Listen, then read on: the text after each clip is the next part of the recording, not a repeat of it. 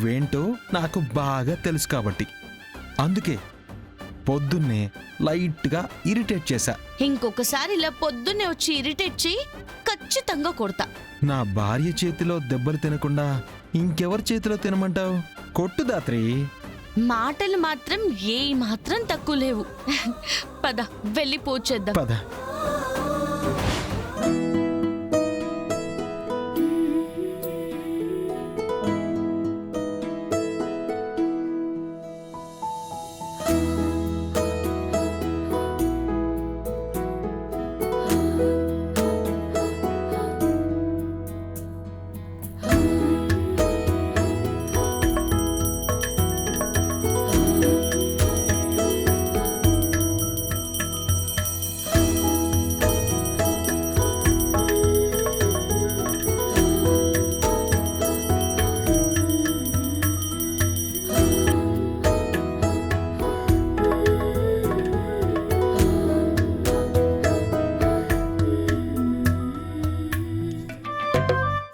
ఇప్పుడు రోజు భర్త కాళ్ళు మొక్కడం లాంటి ఆచారాలేం లేవా?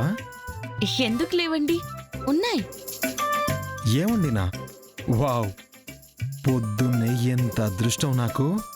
ఇలా కాళ్ళు మొక్కమని అడిగే భర్తకి కాళ్ళు మొక్కుతూ కాళ్ళు లాగేసే ఆచారం ఉంది. హా?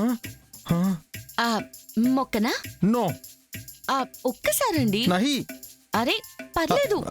వద్దని చెప్పనా? అరే ఏం కాదండి, ఒక్కసారి కాలు పట్టుకుంటాను. అరే ప్లీజ్. ఒకసారి కాలు వద్దు పట్టుకున్నా. దాత్రి.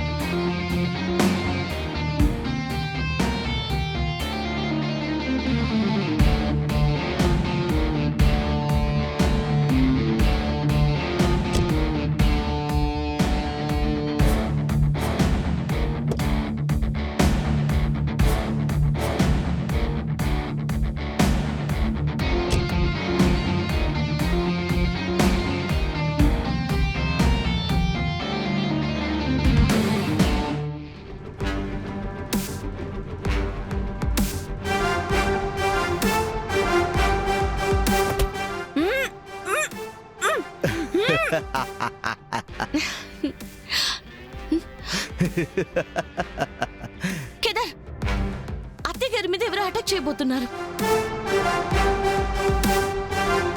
రేయ్, హే, ఏయ్,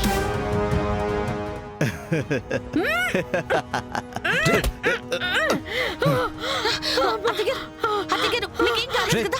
మీకేం కాలేదు కదా?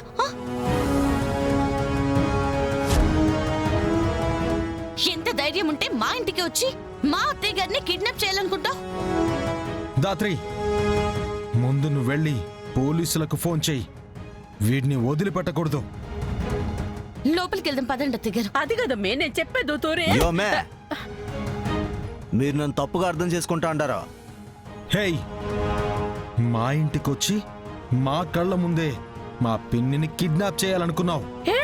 ఇందులో కరెక్ట్ గా అర్థం చేసుకోకపోవడానికి ఏముంది? అదేనా బే, తప్పుగా అర్థం చేసుకుంటావు. దాత్రి, ఇంకా అలా చూస్తున్నావేంటి? వెళ్ళి పోలీసులకు ఫోన్ చెయ్యి. ఒక్క నిమిషం కేదార్, మీ ఇద్దరి యాస ఒకటేలా ఉంది. అంటే ఈయన అత్తయ్య గారి బంధువు అనుకుంటా. ఏం కన్నా సామె, ఈ బిడ్డకైనా నా బాధ అర్థమయ్యేట్టు చేసిండావు. నేను వైజయంతి అన్ననే. నన్ను చూసిన ప్రతిసారి ఇట్ట ఏడిపించేది మా అన్నకి అలవాటమ్మి. అందుకే ఈ తూరు కూడా అట్నే చేసుండాడు. అయ్యో, మేం కాస్త తప్పుగా అర్థం చేసుకున్నాం. సారీ బాబాయ్ గారు. సారీ మామయ్య గారు, మీరు ఎవరో తెలియకపోవడం వల్ల ఆ పిన్నిని కిడ్నాప్ చేయబోతున్నారేమో అని అనుకున్నాను. పర్లేదులే అబ్బే, అదంతా చేసిందే మా సెల్లుల మీద ప్రేమతోనే కదా. ఆ, ప్రమాదం వస్తే పారిపోయే ఈ రోజుల్లో మీరిద్దరూ మా సెల్లిని కాపాడేదానికి ప్రమాదానికి ఎదురొచ్చుండారు. నా సెల్లి మీద చేయి పడిందనే కోపంతో రగిలిపోయి ఉండారు. ఈ విషయం ఈ పాపారాయుడు ఎప్పటికీ మర్చిపోడు.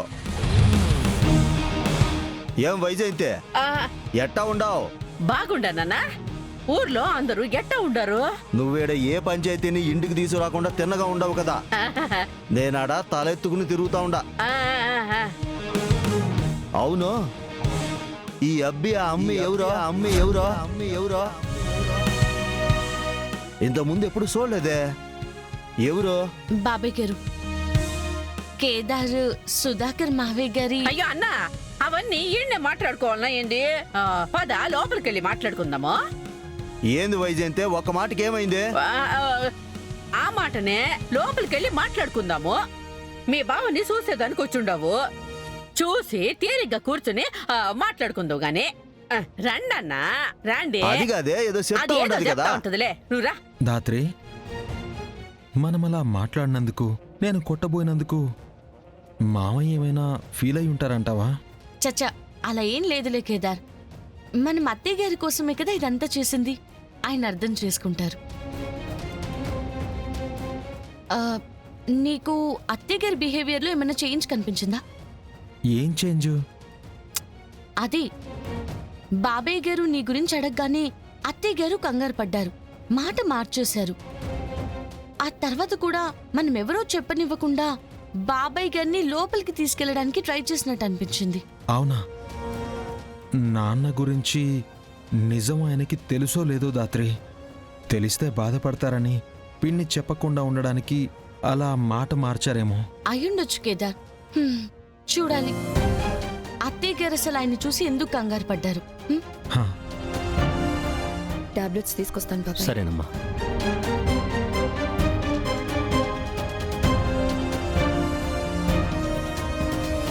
బావా, ఏందక్కిదే?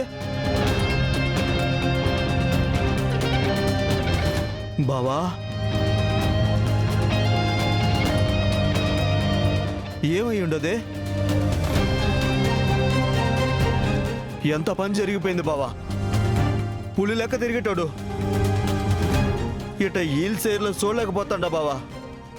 మావయ్య, ఆ దేవుడు దుర్మార్గులు వదిలేసి దేవుడు లాంటి నీకు ఇట్లాంటి శిక్ష వేసినాడేంది బావా. ఆ యాక్సిడెంట్ ఏదో నాకు జరిగి నా కాళ్ళు పోయినా బాగుండేదే. నాన్నకి ఇలా జరిగినందుకు మనందరికంటే ఎంత బాధపడుతున్నారు దాత్రి అయినా. నాన్నంటే ఎంత ఇష్టం ఉందో ఆయన మాటల్లోనే తెలుస్తుంది.